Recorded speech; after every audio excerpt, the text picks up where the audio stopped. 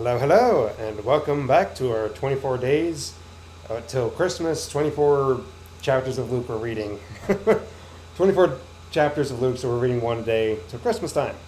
Just to kind of summarize, kind of like the gospel story in a Christmassy fashion, I guess you could say. Either way, we're on to chapter 6. That's where we're at, and so let us begin.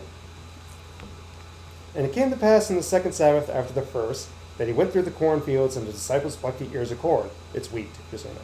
Well, heck, maybe it is corn. Doesn't matter. And they did eat, and rubbing them together in their hands. And certain of the Pharisees said unto them, Why do you do that which is not lawful on the Sabbath day?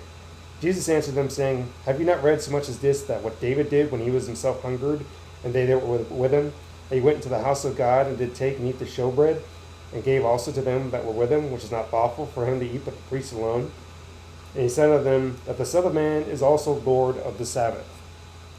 Is Lord also of the Sabbath. And it came to pass on another Sabbath, a week later, that he entered into the synagogue and taught, and there was a man whose right hand was withered.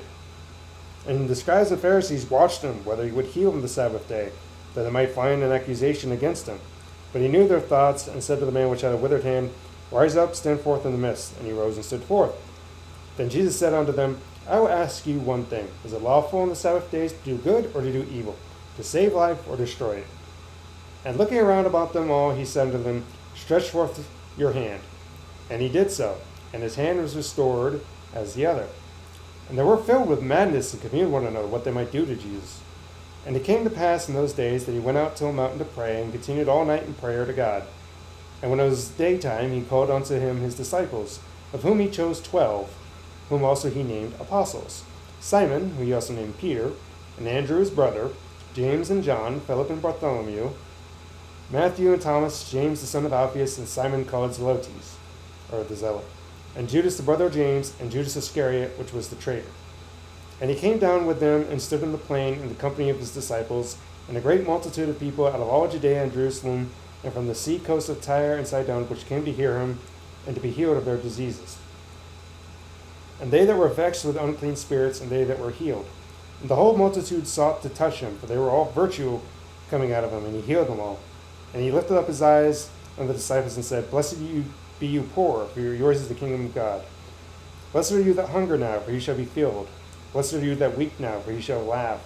Blessed are you when men shall hate you, and when they shall separate you from their company, and shall approach you, and cast out your name as evil for the Son of Man's sake.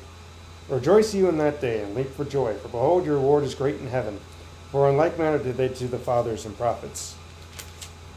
But woe unto you that are rich, for you have received your consolation. Woe unto you that are full, for you shall hunger. Woe unto you that laugh now, for you shall mourn and weep. Woe unto you when all men shall speak well of you, for so did their fathers to the false prophets. But I say unto you which hear, love your enemies, do good to them which hate you.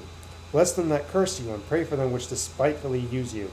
And unto them that smite thee on the one cheek, offer also the other. And take that him away that does the debt.